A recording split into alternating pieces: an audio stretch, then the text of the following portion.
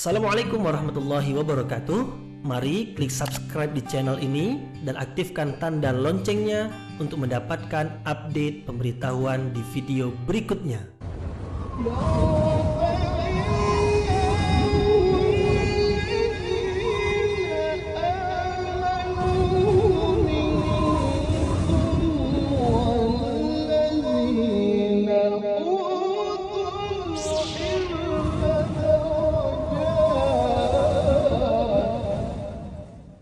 Assalamualaikum warahmatullahi wabarakatuh. Alhamdulillahirabbil alamin wa bihi nasta'inu ala umurid dunya waddin. Nasta'inuhu wa nastaghfiruh wa na'udzu billahi min syururi anfusina wa min sayyiati a'malina. فمن يهد الله فلا مضل له ومن يضلل فلا هادي له أشهد أن لا إله إلا الله وحده لا شريك له وأشهد أن محمدا عبده ورسوله لا نبي بعده أما بعد. Kita bersyukur kepada Allah Subhanahu wa taala yang masih melimpahkan rahmat dan nikmat-Nya. Kita bersyukur dengan mengucapkan Alhamdulillahi Rabbil Alamin. Tidak lupa pula bersalawat kepada Rasulullah sallallahu alaihi wasallam dengan mengucapkan Allahumma salli ala Sayyidina Muhammad wa ala ali Sayyidina Muhammad. Dan bersalam kepada Rasulullah dengan mengucapkan Assalamu alayka ya Rasulullah.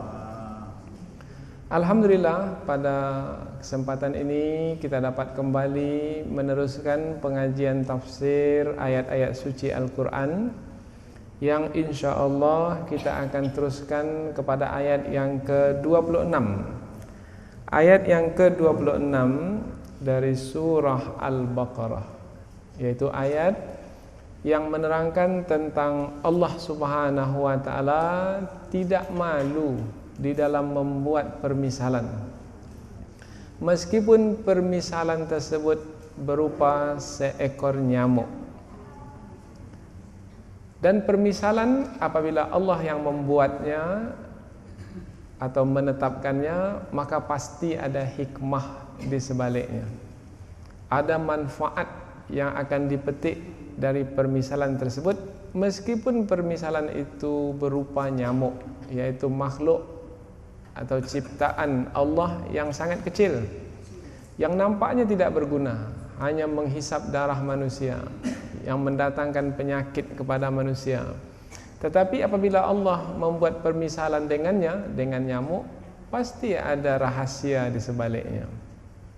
Apa rahasianya? Ayat ini menjelaskan bahwasanya dengan permisalan nyamuk bertambahlah keimanan orang-orang beriman, dan bertambah engkarlah orang-orang kufur, orang-orang yang kafir kepada Allah. Jadi permisalan berupa nyamuk yang Allah buat adalah sebagai ujian dari sisi Allah kepada manusia.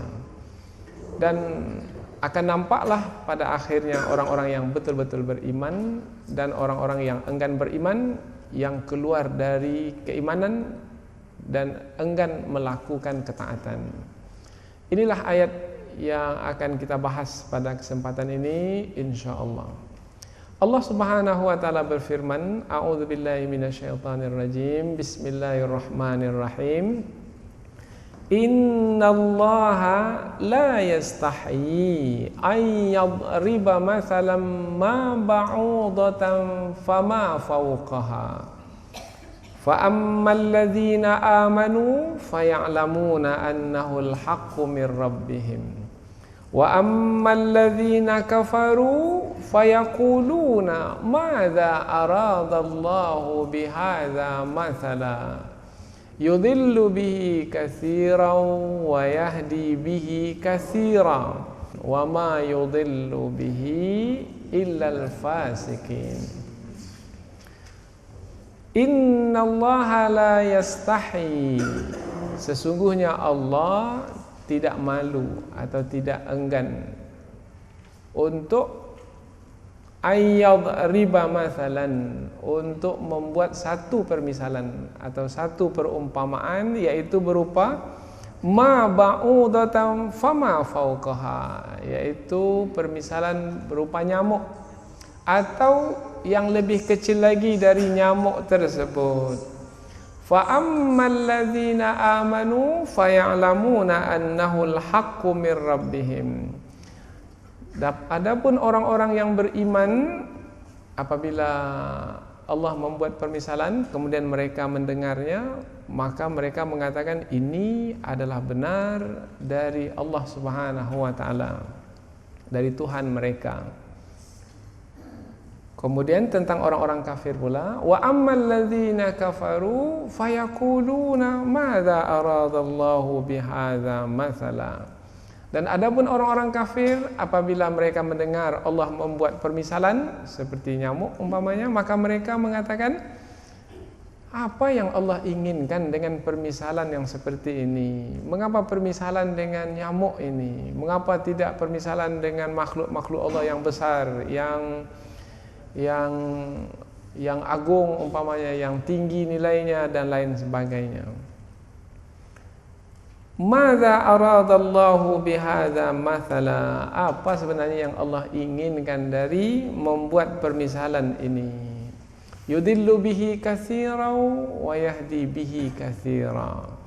Dengan permisalan yang Allah tetapkan, kemudian manusia terbelah menjadi dua, terbagi menjadi dua dalam menyikapi permisalan yang Allah tetapkan, maka permisalan tersebut membuat ramai manusia mendapat petunjuk dan ramai pula manusia menjadi tersesat.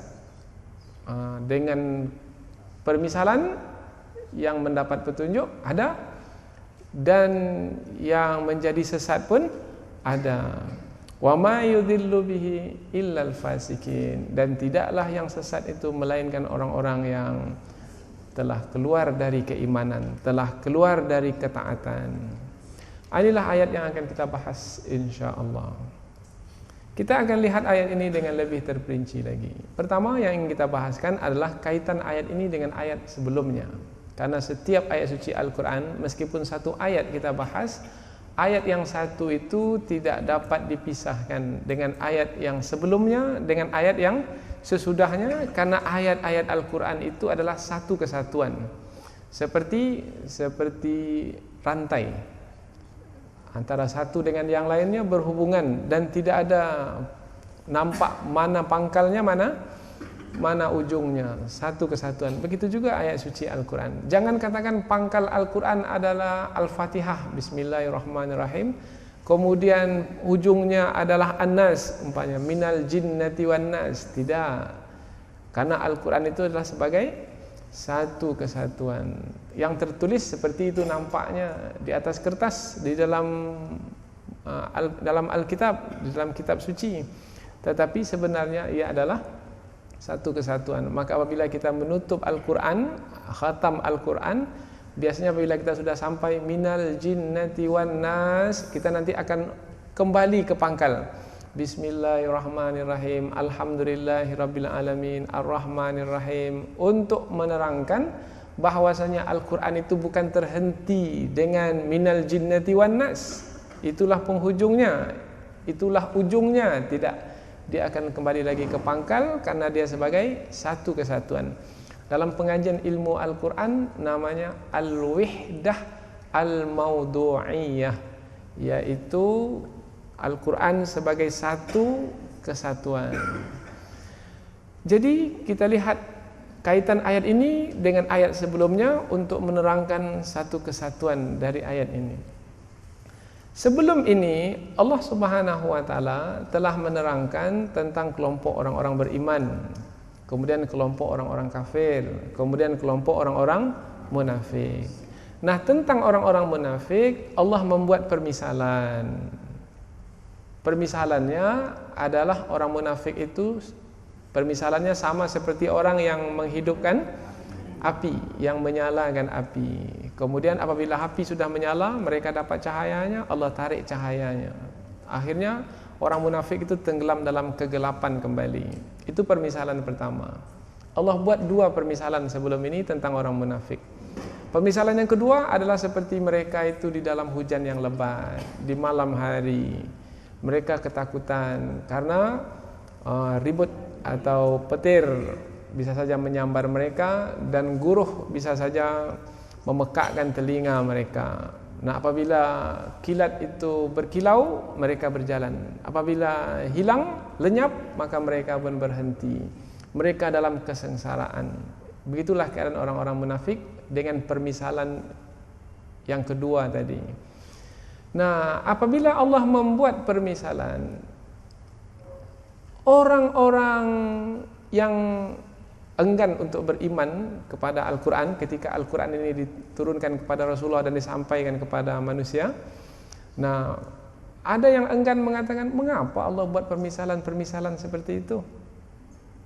Mereka mempertanyakan Allah membuat permisalan. Mengapa Allah buat permisalan seperti itu? Sepatutnya Allah, apabila Allah adalah sebagai zat yang mulia, yang agung, tak sepatutnya berfirman dengan permisalan-permisalan seperti orang menyalakan api atau seperti orang yang diguyur oleh hujan yang lebat di malam yang kelam. Tak sepatutnya firman Allah seperti itu. Nah, kata orang-orang yang tidak beriman. Jadi mereka mempermasalahkan atau mempertikaikan kebijaksanaan Allah dalam berfirman, khususnya dalam membuat permisalan.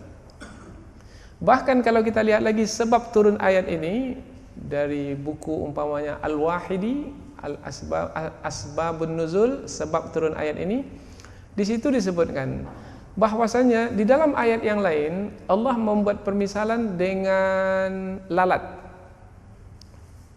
Umpamanya Allah berfirman, innal ladzina tad'una min dunillahi la yakhluqu dzubaban walau ijtama'u bih. Maksudnya, sesungguhnya orang-orang yang menyembah selain Allah itu adalah orang-orang yang sebenarnya tidak mengerti. Apa sebab? Sebab yang disembah selain Allah itu tidak mampu menciptakan lalat. Meskipun mereka berkumpul untuk menciptakan lalat, mereka tidak akan mampu untuk menciptakan lalat. Nah, yang tak mampu menciptakan lalat itu yang disembah. Nah, maksud ayat ini. Jadi ada kata lalat di situ. Nah, orang-orang yang enggan beriman kepada Al-Quran, ketika kata lalat disebut, mereka tak mau. Ini firman Allah ni mengapa ada menggunakan kata lalat pula ini? Kami tak mau. Jadi mereka mempermasalahkan mengapa Allah menggunakan kata lalat. Atau dalam ayat yang lain, umpamanya dalam surah Al-Ankabut, Allah juga berfirman dengan menggunakan kata Al-Ankabut. Al-Ankabut maknanya laba-laba. Laba-laba yang membuat sarang. Laba-laba ini kan makhluk yang kecil, tidak ada harga. Apa manfaatnya bagi manusia? Laba-laba hanya membuat sampah saja di ruangan-ruangan kita. Nah, namun Allah Subhanahu wa taala membuat permisalan dengan menyebut laba-laba ini, yaitu orang-orang yang mengambil selain Allah sebagai pelindung. Orang-orang yang mengambil selain Allah sebagai pelindung, alladzina ittakhadhu min dunillahi awliya kamatsalil ankabut ittakhadhat baita. Orang-orang yang mengambil selain Allah sebagai pelindung-pelindung, sebagai penolong-penolong, maka perumpamaannya sama seperti laba-laba meminta perlindungan kepada sarangnya sendiri, rumahnya sendiri. Rumah laba-laba itu kokoh atau lemah? Lemah sekali, ditiup oleh angin kencang saja, maka laba-laba dengan rumahnya sekali akan terbang. Karena rumah laba-laba itu, sarang laba-laba itu adalah lemah sekali. Nah, orang yang meminta perlindungan atau pertolongan kepada selain Allah sebenarnya meminta pertolongan kepada yang lemah. Semestinya kalau minta perlindungan dan pertolongan kepada yang kuat. Nah, yang minta perlindungan kepada selain Allah, kepada yang lemah, permisalannya sama seperti laba-laba yang meminta pertolongan, perlindungan kepada rumahnya sendiri yang lemah itu. Nah, ketika orang-orang yang enggan beriman dengan Al-Quran, ketika Al-Quran diturun kepada Rasulullah dan disampaikan kepada manusia, mengapa Allah pula menggunakan kata laba-laba ini? Ini kata laba-laba ini kan makhluk yang kecil yang tak berguna. Kami mau firman Allah tu yang disebut adalah yang besar-besar, yang bagus-bagus, yang indah-indah, yang hebat-hebat. Nah, itu yang kami mau. Nah, maka mereka mempermasalahkan penggunaan kata yang Allah sebut di dalam Al-Quran yang disampaikan oleh Rasulullah. Apabila mereka mempermasalahkan kebijaksanaan Allah dalam memilih kata-kata, maka turunlah ayat ini. Turun ayat ini, sesungguhnya Allah tidak malu untuk membuat permisalan dengan apapun, untuk menyebut apapun sebagai permisalan. Lalat kah? Laba-laba kah?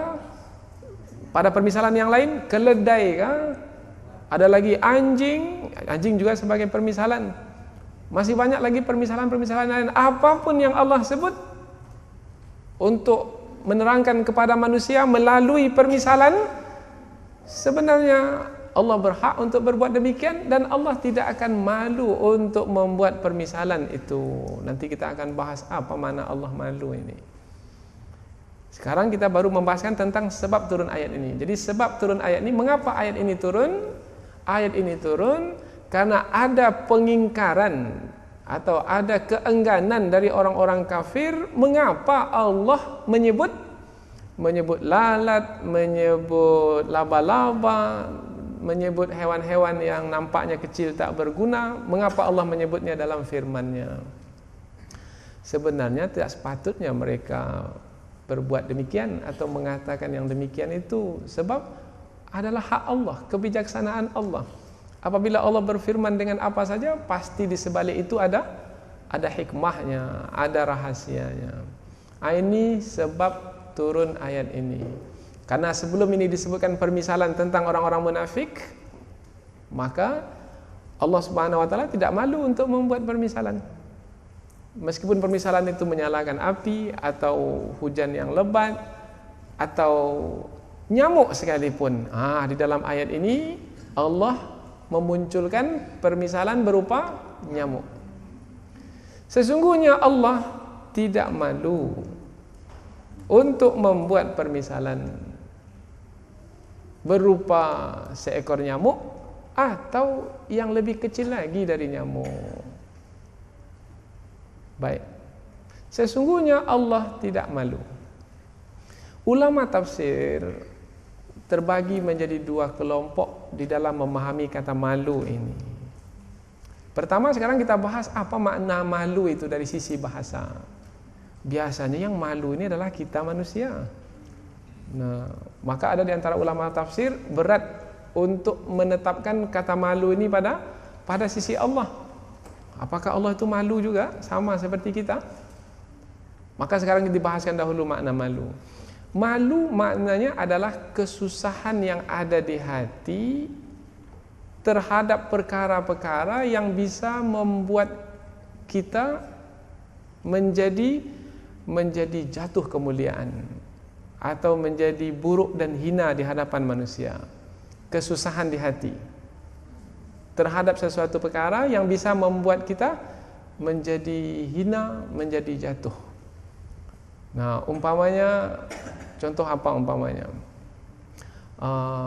Malu kalau akhirnya nanti masuk penjara, umpamanya malu. Kesusahan di hati apa terhadap satu perkara ini masuk adalah penjara. Kesusahan di hati apabila satu ketika nanti dimasukkan dalam penjara, yang mana penjara itu akan menjatuhkan kedudukannya, jatuhlah kemuliaannya, dia akan menjadi hina, buruklah keadaannya. Nah, malu di sini adalah kesusahan di hati terhadap perkara yang bisa membawanya kepada memburukkannya atau menghinakannya. Itu malu. Biasanya orang kalau sudah ada rasa malu ini, dia tidak akan berani melakukan pelanggaran. Oh tidak, kalau saya buat ini nanti saya masuk penjara, jatuhlah marwah saya. Maka orang yang malu biasanya orang yang memelihara diri. Tapi kalau sudah tak malu, maka dia akan buat apa saja. Seperti yang Rasulullah sebutkan, fa illam tastahi fasna' ma syi'ta. Kalau sudah tak ada rasa malu lagi, maka kamu buat apa saja yang kamu kehendaki. Seperti tadi di dalam koran kita membaca, dalam akhbar kita membaca, ada remaja, perempuan dengan perempuan melakukan perbuatan yang tidak elok di belakang Purnama MTQ sana. Dilihat oleh orang, dia tak peduli. Ini tidak punya rasa malu, akhirnya melakukan perbuatan yang sangat keji, terjijik. Kemudian direkam dengan handphone. Setelah direkam baru ditangkap. Akhirnya dia malu. Nah, malu yang terlambat. Kalau malu itu sebelum melakukan sesuatu, fikirkan akibatnya. Ini dia tidak memikirkan akibatnya. Ini perbuatan yang tidak senonoh. Ini contoh mudah sajalah. Nah, maka malu itu adalah sesuatu yang berharga. Bahkan disebutkan bahagian dari kenabian sendiri. Awwalu ma yudraku min amrin nubuwah al-haya. Perkara yang pertama yang didapatkan dari kenabian adalah malu. Dan yang paling malu dari kalangan manusia adalah wanita. Wanita sangat pemalu. Maka kalau wanita sudah tak malu lagi, maka hilanglah kewanitaannya. Dahulu wanita sangat malu sekali. Kalau pakai payung kemudian berselisih dengan laki-laki, payungnya akan diturunkan. Dia akan tutup mukanya. Mengapa? Dia malu. Bukan berbincang dengan laki-laki, bukan melihat laki-laki, tidak. Dia akan sembunyikan. Kalau dia pakai selendang, dahulu umpamanya di Sumatera Barat, umpamanya ini tempat menuntut ilmu dahulu, apabila berselisih laki-laki dengan perempuan dan dia pakai selendang, dia akan tutup mukanya itu apabila berselisih dengan laki-laki, malu. Bukan hanya perempuan saja yang mesti malu, laki-laki pun juga mesti malu. Rasulullah adalah orang yang sangat pemalu sekali. Rasulullah pernah membangun Ka'bah, memperbaiki Ka'bah, dibangun kembali. Kemudian Rasulullah naik ke atas Ka'bah, kemudian datang angin kencang, terbuka, karena ditiup oleh angin kencang, terbuka betis Rasulullah. Langsung merah muka Rasulullah, karena malu. Nah, jadi malu ini adalah kesusahan di hati. Merah muka itu susah, merasa susah di hati karena orang melihat bahagian tubuh kita yang sepatutnya kita tutupi. Kemudian dia terbuka.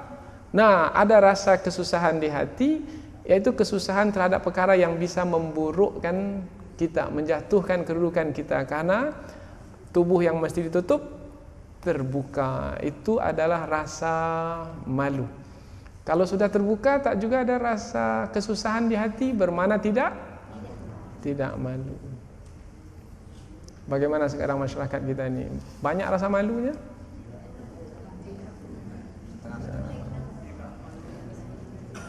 Kemudian, ini bukan hanya dalam perkara berpakaian saja, juga termasuk dalam perkara menjalankan amanah. Menjalankan amanah. Umpamanya pemerintahan, semestinya pemerintahan apabila dapat anggaran, 100% anggaran itu mesti dihabiskan. Jangan sampai tersisa. Ini masih banyak tersisa. Apabila masih banyak tersisa, bermakna tidak sungguh-sungguh di dalam menjalankan amanah. Maka semestinya malu. Ini contoh mudahlah. Apalagi umpamanya kepolisian umpamanya yang diharapkan untuk menegakkan hukum, tetapi kepolisian pula yang melanggar hukum umpamanya. Harapkan pagar menjaga tanaman, pagar pula makan tanaman. Mestinya malu. Mestinya malu. Apalagi sekarang kejaksaan, mestinya malu. Guru, kalau begini anak bangsa sudah mengajar berapa lama? Sudah mengajar umpamanya 30 tahun. Sekarang anak bangsa setelah 30 tahun seperti ini keadaannya. Mestinya malu. Apalagi sekarang umpamanya kita sebagai menteri keuangan umpamanya, porak-poranda keuangan dibuatnya. Diharapkan kita yang menguruskan keuangan ini dengan baik, tetapi entah kemana jatuhnya uang ini. Tidak kepada rakyat, tapi hanya kepada kelompok tertentu. Dan diketahui. Semestinya malu. Tapi semuanya merasa tidak malu. Semuanya bangga dengan dosa-dosa yang dia lakukan. Maka apabila sudah demikian keadaan, maka bisa membawa kepada malapetaka. Jadi malu adalah kesusahan yang ada di hati terhadap perkara-perkara yang dia rasa akan dapat memburukkannya, akan dapat menjatuhkan kemuliaannya. Baik, itu makna malu. Tapi makna itu tidak akan mungkin ada pada sisi Allah Subhanahu wa taala, sebab itu adalah makna yang ada pada makhluk. Makna malu yang seperti itu ada pada makhluk. Tetapi dalam ayat ini disebut sesungguhnya Allah tidak malu membuat permisalan. Lalu makna malu pada sisi Allah itu seperti apa? Tadi makna malu sudah kita ketahui dan tidak mungkin ada pada sisi Allah. Jadi pada sisi Allah itu makna malu itu seperti apa? Maka ulama tafsir mengatakan makna malu pada sisi Allah itu tidak seperti yang ada pada makhluk. Seperti apa? Hanya Allah yang mengetahui. Wallahu a'lam. Maka ayat ini menjadi ayat mutasyabihat. Ayat mutasyabihat maknanya ayat yang tidak diketahui maknanya dengan pasti. Sama seperti tangan Allah. Yadullah fawqa aydihim. Tangan Allah seperti di atas tangan mereka. Tangan Allah di atas tangan mereka. Kalau begitu Allah punya tangan juga. Padahal dalam sifat-sifat Allah laisa kamitslihi syai'. Allah tidak menyerupai apapun. Mukhalafatuhu lil hawadis. Allah berbeda dengan makhluk. Kalau Allah berbeda dengan makhluk, bermakna tidak bisa dipakaikan kata tangan ini pada Allah seperti yang kita fahami. Tak bisa. Karena tangan pada kita ada kanan, ada kiri, ada jari-jarinya. Nah, itu makna tangan. Apakah seperti itu pula maknanya pada sisi Allah? Kalau seperti itu bermakna Allah serupa dengan makhluk. Lalu seperti apa makna tangan pada sisi Allah? Wallahu alam, hanya Allah yang tahu. Tapi Allah punya tangan? Ya, punya, karena Allah yang berfirman sendiri dalam Al-Quran. Jadi Allah itu malu? Ya, Allah itu malu. Tapi apakah seperti makhluk? Tidak. Seperti apa? Hanya Allah yang tahu. Itu pendapat pertama dari ulama tafsir. Makna Allah itu tidak malu. Jadi Allah itu malu juga? Ya, tapi tidak malu maknanya tidak ada kesusahan. Kalau kita bawa kepada makna bahasa tadi, di dalam membuat permisalan apa saja. Kelompok kedua dari ulama tafsir mengatakan makna innallaha la yastahi di sini, yastahi, malu di sini maknanya enggan. Enggan atau meninggalkan. Jadi apabila tidak malu maknanya tidak meninggalkan atau tidak enggan. Maknanya apabila Allah berkehendak untuk membuat permisalan berupa nyamuk, Allah akan buat, Allah tidak akan enggan. Tidak akan berat di hati untuk membuat permisalan. Allah akan buat, Allah tak akan tinggalkan. Kalau memang berkehendak untuk membuat permisalan berupa nyamuk, Allah akan buat, Allah tak akan tinggalkan. Tetapi kelompok yang kedua ini namanya sudah mentakwilkan kata tersebut. Dia pindahkan ke makna yang lain. Asalnya tadi maknanya malu, tapi dipindahkan kepada enggan. Nah, memindahkan kepada enggan ini disebut mentakwilkan ayat. Siapa yang belajar ilmu Al-Quran, tahulah dia makna takwil. Kita ada tafsir, kita ada takwil. Nah, ditakwilkan supaya dapat difahami juga. Yang kita lihat kebanyakannya di terjemahan adalah Allah tidak enggan di dalam membuat permisalan. Permisalan, kalau disebut permisalan bermakna untuk menjelaskan sesuatu, dimisalkan. Umpamanya anaknya ada di luar negeri sedang belajar umpamanya. Anaknya itu umpamanya sudah besar, umpamanya badannya gemuk umpamanya, warna kulitnya cerah umpamanya, rambutnya lurus umpamanya. Anaknya itu di luar negeri. Kemudian ada kawannya datang bertanya tentang anaknya itu bagaimana keadaannya, maka disebutnya anaknya sekarang di luar negeri. Anaknya itu seperti dia buat permisalan dengan yang ada di sekelilingnya. Seperti anak ni lah, badannya gemuknya seperti ini, kulitnya seperti ini, rambutnya seperti ini. Tujuannya bagaimana? Tujuannya untuk apa membuat permisalan ini? Untuk menjelaskan. Dengan permisalan tersebut, orang yang melihat yang dimisalkan itu, dia akan dapat menggambarkan, oh seperti itu anaknya. Begitu juga apabila Allah membuat permisalan, tujuannya adalah untuk menjelaskan. Di dalam ayat ini Allah membuat permisalan berupa nyamuk. Permisalan tentang apa? Untuk menjelaskan apa dengan nyamuk ini? Maka jawabannya adalah Allah memisalkan orang-orang munafik dengan nyamuk.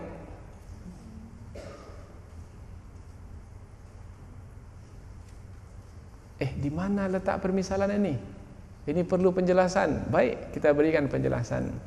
Orang-orang munafik, sudah kita bahas sebelum ini, adalah orang-orang yang mengejar kepentingan. Orang-orang munafik dalam fikiran mereka adalah mengumpulkan harta sebanyak-banyaknya. Itu adalah fikiran orang munafik. Meskipun mereka berdusta sekalipun, mereka akan buat untuk mendapatkan kepentingan. Sampai-sampai mereka berdusta, kami beriman kepada Allah, kami juga beriman kepada hari akhirat. Mereka berdusta, tujuannya adalah supaya mendapatkan kepentingan bersama dengan orang-orang beriman. Jadi tujuan hidup orang munafik adalah untuk menumpuk harta sebenarnya. Ketika bersama dengan orang beriman, mengatakan beriman. Ketika bersama dengan kawan-kawan mereka sama-sama munafik, mereka mengatakan kami juga munafik sama seperti kamu. Bermuka-muka. Tujuannya adalah untuk mengejar kepentingan, mendapatkan kepentingan, atau menumpuk harta dunia ini. Karena yang menjadi tujuan mereka adalah dunia ini, bukan akhirat sana. Mereka telah menjual akhirat dengan dunia. Itu yang kita bahaskan dalam sebelum ini. Nah, perumpamaan orang yang mengejar dunia, menumpuk dunia, seperti orang-orang munafik ini, sama seperti nyamuk. Nyamuk itu kerjanya adalah untuk mengambil darah saja. Terbang ke sana, hinggap di jari orang, di tangan orang, di badan orang, kemudian dia hisap. Gemuklah badannya. Gemuk badan nyamuk itu dengan darah. Tak cukup lagi, dia pergi lagi ke sana, dia akan hinggap dan disedot. Bagaimana keadaan orang yang digigit itu dia tak peduli. Orang akan demam berdarah kah setelah itu, orang akan mati kah, dia tak peduli. Yang penting dia mengambil darah orang tersebut. Dia ambil darah orang yang baik, dia tinggalkan racun dalam tubuh orang itu. Itu adalah nyamuk. Orang munafik juga begitu. Kemudian satu lagi, dalam tafsir dibahaskan. Dalam tafsir Ibnu Katsir disebutkan, apabila nyamuk ini sudah gemuk, sudah penuh darah dalam badannya, maka dia pun mati. Dia mati dalam kegemukan. Ketika dia lapar, dia pergi sana, pergi sini, pergi sana, pergi sini. Habis waktunya untuk pergi sana, pergi sini, ambil darah. Sudah gemuk, dia pun mati. Begitu juga orang munafik. Pergi sana, pergi sini, kumpul uang, kumpul uang, kumpul uang. Buat rumah besar, rumah besar, rumah besar. Setelah besar rumah dibuat, dia pun mati. Kadang-kadang orang yang buat rumah besar itu, yang hanya untuk mengejar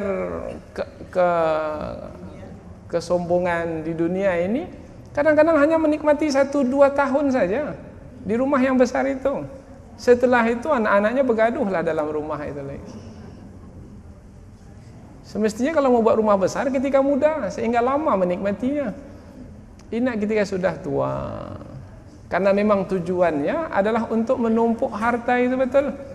Akhirnya setelah tertumpuk, dia pun meninggal dunia. Perumpamaan orang munafik adalah juga seperti itu, karena orang munafik tidak pernah puas di dalam menumpuk mengumpulkan harta meskipun dengan cara berdusta sekalipun.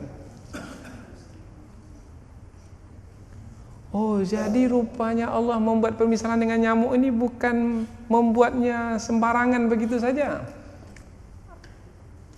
Apa makna sembarangan ini? Tidak ada makna atau sia-sia begitu saja, tidak. Ada hikmah di sebaliknya. Sesungguhnya Allah tidak malu untuk membuat permisalan berupa nyamuk. Itu dari sisi apa yang Allah misalkan. Yang Allah misalkan adalah orang-orang munafik yang mengejar dunia.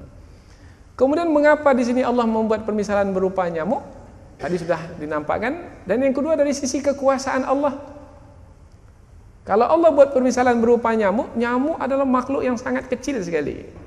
Semakin kecil makhluk, maka semakin susah di dalam menciptakannya. Sama dengan kita, kalau kita buat umpamanya mobil itu besar, mudah kita membuatnya, merakit-rakitnya. Tapi kalau mobil itu kecil sekali, mana yang lebih susah membuat mobil yang besar atau mobil yang sangat kecil sekali? Sekecil apa sekarang orang mampu buat mobil? Sekecil kotak korek api, itu masih belum kecil lagi. Semakin kecil semakin susah. Nah, makhluk itu semakin kecil seperti nyamuk, semakin susah dalam penciptaan. Semakin susah dalam penciptaan, semakin menampakkan kekuasaan Allah yang mencipta. Tengok nyamuk, meskipun kecil, matanya ada, mulutnya, belalainya pun ada, kakinya ada, sayapnya pun ada. Di dalamnya itu, tubuhnya itu pun ada. Kalau kita perbesarlah, maka organ tubuhnya itu ada. Kecil. Tapi semuanya lengkap. Membuktikan tanda kekuasaan Allah yang sempurna. Sepatutnya jangan tengok nyamuknya. Sepatutnya lihat yang menciptakan nyamuk tersebut. Maka orang beriman apabila Allah menyebut nyamuk, bertambah keimanannya. Karena nampak tanda kekuasaan Allah di nyamuk. Tetapi orang kafir karena dia melihat nyamuk itu sebagai makhluk yang menghisap darah, yang tidak ada guna, akhirnya dia merasa perkataan nyamuk ini perkataan yang tidak layak apabila Allah mengucapkannya, maka bertambah jauhlah dia dari ayat-ayat Quran, semakin engkarlah dia, akhirnya keluarlah dia dari keimanan, dari ketaatan. Mereka yang keluar ini disebut sebagai orang-orang fasik. Penghujung ayat. Nanti kita akan bahaskan kata fasik ini. Jadi sekarang sudah nampak di mana rahasia Allah membuat permisalan berupa nyamuk. Innallaha la yastahi ayat riba masalam ma ba'udatan fama fawqaha. Apabila Allah membuat permisalan berupa nyamuk, Allah tidak enggan, Allah tidak malu, karena ada rahasia di sebaliknya. Kemudian yang lebih kecil dari nyamuk pun kalau Allah mau buat, Allah akan buat, dan Allah tidak akan malu dalam membuatnya, sebab ada hikmah di sebaliknya. Apa yang hendak dimalukan? Apa yang hendak dimalukan? Kita kalau buat sesuatu, kalau memang yang kita buat itu adalah baik, pekerjaan kita adalah pekerjaan yang halal, tak perlu untuk malu. Semestinya yang malu itu adalah orang yang melakukan perbuatan yang haram. Meskipun melakukannya pakai dasi sekalipun. Meskipun berpakaian bagus, gagah umpamanya, tapi kalau ini dilakukanlah perbuatan yang keji, mestinya malu. Meskipun hanya mencari di tong sampah itu umpamanya yang akan dijual kembali. Kalau memang itu adalah yang halal, maka sepatutnya tidak malu. Kalau memang ada manfaatnya, buat apa malu? Begitu juga Allah. Kalau memang Allah menetapkan nyamuk sebagai permisalan dan ada manfaatnya, buat apa malu? Fama fawqaha, ataupun yang lebih kecil lagi dari nyamuk. Kemudian Allah terangkan tentang rahasia permisalan ini. Manusia menjadi dua kelompok terhadap permisalan ini. Pertama, kelompok beriman, fa ammal ladzina amanu faya'lamuna annahu al-haqqu mir rabbihim. Dan adapun orang-orang yang beriman mengetahui ini permisalan ini memang dari Allah. Ini firman Allah. maka bertambahlah keimanan mereka. Maka orang beriman dengan permisalan seperti nyamuk, seperti laba-laba, seperti lalat, menambah keimanan mereka. Karena memang mereka mengetahuinya dari sisi Allah. Kalau Allah menggunakan makhluk-makhluk yang seperti itu adalah hak Allah dan pasti ada hikmah di sebaliknya. Adapun orang-orang kafir, fa ammal ladzina kafaru fayaquluna madza aradallahu bihadza mathala. Adapun orang-orang kafir mengatakan, apa yang Allah hendaki ini dengan membuat permisalan berupa nyamuk ini, atau berupa lalat ini, atau berupa laba-laba ini, apa yang Allah kehendaki? Mempertanyakan kebijaksanaan Allah dalam berfirman. Mempertanyakan kebijaksanaan Allah dalam berfirman bermakna menunjukkan keengganan dan kesombongan. Sifat orang beriman merendahkan diri. Sifat orang kafir menyombongkan diri. Dengan permisalan orang beriman bertambah merendahkan diri dengan mengatakan ini dari sisi Allah, maka saya mesti menerimanya. Orang kafir pula bertambah kesombongannya, maka bertambah tercelalah mereka di hadapan permisalan-permisalan yang Allah buatkan, yang Allah tetapkan. Semakin mereka mendengar permisalan, semakin banyak mereka mendengar permisalan ini banyak dalam Al-Quran. Semakin mereka banyak mendengar permisalan, semakin engkar, semakin sombong, maka semakin buruklah keadaan mereka. Mereka tidak menghormati Allah yang membuat permisalan, mereka tidak menghormati Al-Quran yang mulia, dan mereka juga tidak mengagungkan Rasulullah yang menyampaikan Al-Quran yang mulia.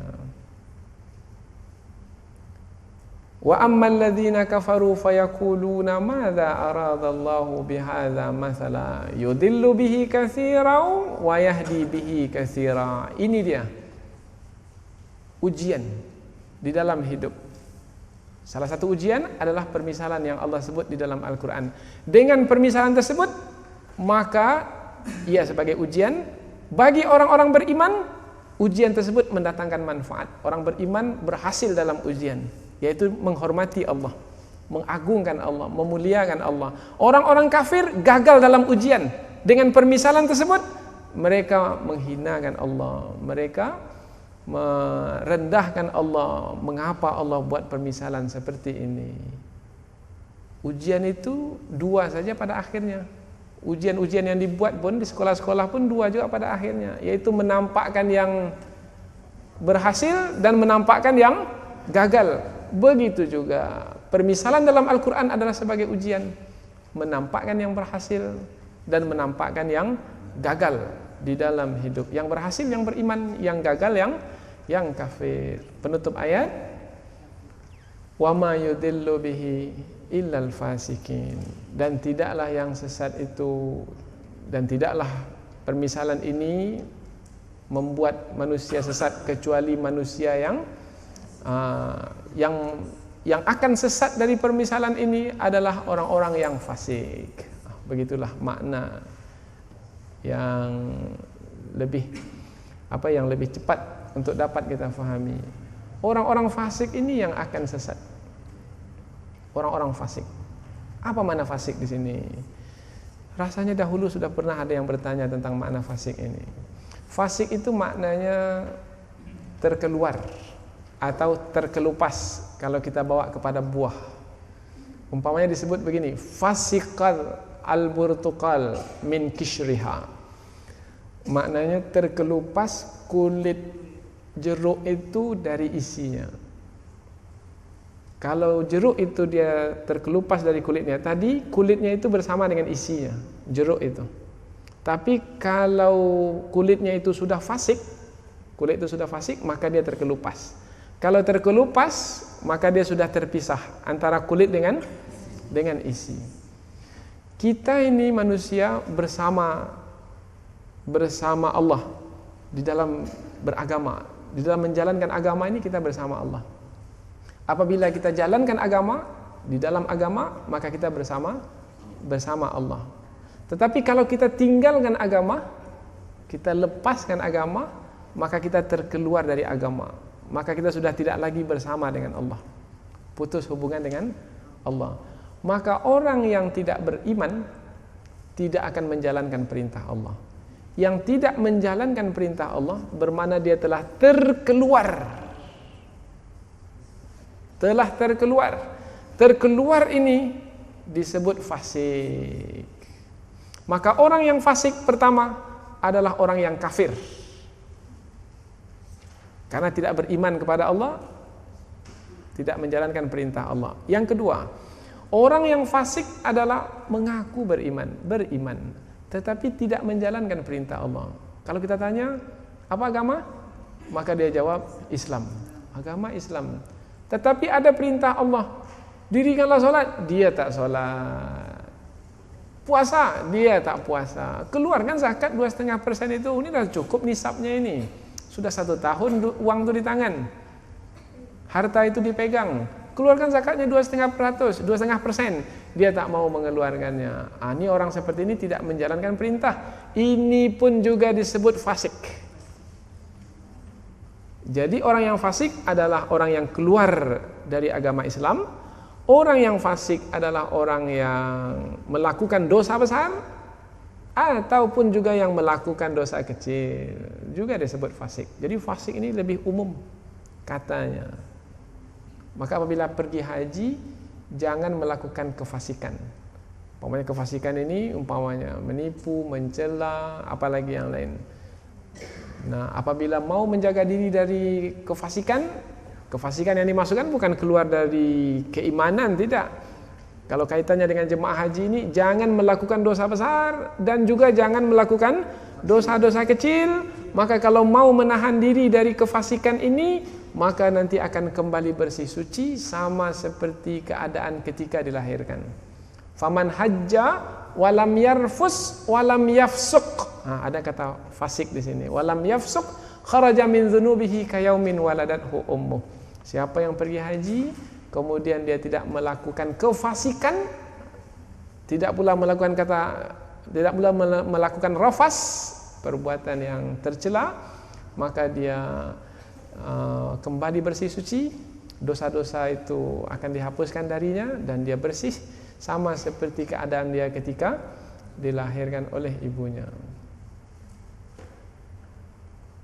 Jadi kata fasik ini 3 maknanya, dan di dalam ayat ini karena kaitannya dengan orang-orang kafir, maka fasik di sini maknanya terkeluar dari agama Islam. Di dalam ayat ini yang dimaksudkan dengan orang-orang yang fasik adalah orang-orang yang terkeluar dari agama Islam atau orang-orang yang tidak beriman lagi kepada Allah karena keangkuhan dan kesombongannya, tidak menghormati Allah, tidak menghormati firman Allah, dan tidak percaya kepada Rasulullah. Bagaimana sifat-sifat orang-orang fasik ini diterangkan dalam ayat yang akan datang, yang insya Allah akan kita bahaskan pula pada pengajian yang akan datang. Seperti apa sifat-sifat orang fasik, orang-orang yang terkeluar dari agama Islam. Ada disebutkan 3 sifat utama, 3 sifat yang sangat dominan pada orang-orang munafik, orang-orang fasik. Dan itu akan kita bahaskan, dan ayat ini bermakna ada kaitannya pula dengan ayat yang sesudahnya. Jadi ayat ini ada kaitan dengan yang sebelumnya, ayat ini juga ada kaitan dengan yang sesudahnya. Kembali ke pangkal kaji tadi, rupanya ayat Al-Quran meskipun satu yang kita bahas, dia tidak bisa dipisahkan dengan ayat-ayat yang lainnya. Sebagai kesimpulan, ayat yang ke-26 dari surah Al-Baqarah ini adalah ayat yang menerangkan tentang Allah Subhanahu wa taala apabila berfirman, maka firman-Nya penuh dengan hikmah dan kebijaksanaan. Termasuklah dalam membuat permisalan, meskipun permisalan itu berupa nyamuk sekalipun, di dalamnya penuh dengan hikmah, ada manfaatnya. Di dalam ayat ini Allah buat berupa nyamuk sebagai memisalkan orang-orang munafik yang mengejar kepentingan dunia. Ketika kurus nyamuk tersebut, dia berterbangan, setelah gemuk dia pun mati. Begitu juga orang munafik. Ketika dia hendak mengejar dunia, dia pergi sana ke sini. Setelah harta dunia dikumpulkan, dia pun mati. Yang mesti dilihat, oh itu dia hikmah di balik permisalan. Jadi jangan tengok nyamuknya itu, tapi tengok hikmah di sebalik permisalan berupa nyamuk tersebut. Apabila dilihat hikmah di sebaliknya, bertambahlah iman. Itu yang Allah kehendaki. Berhasillah dalam ujian. Jangan tengok dari sisi nyamuknya, nanti akan terlahir kesombongan pada diri, membawa kepada keengkaran, tidak lagi mengagungkan Allah, akhirnya menjadi kufur dan terkeluar dari keimanan agama Islam, sehingga menjadi orang-orang yang fasik. Na'udzubillah min dzalik. Kita berlindung kepada Allah daripada kelompok orang-orang yang fasik itu. Mudah-mudahan apa yang kita pelajari ini ada manfaatnya insyaallah. Subhanakallahumma wa bihamdika asyhadu an la ilaha illa anta wa astaghfiruka wa atubu ilaik. Mohon maaf atas segala kesalahan dan kekhilafan. Wabillahi hidayah wa taufik. Wassalamualaikum warahmatullahi wabarakatuh.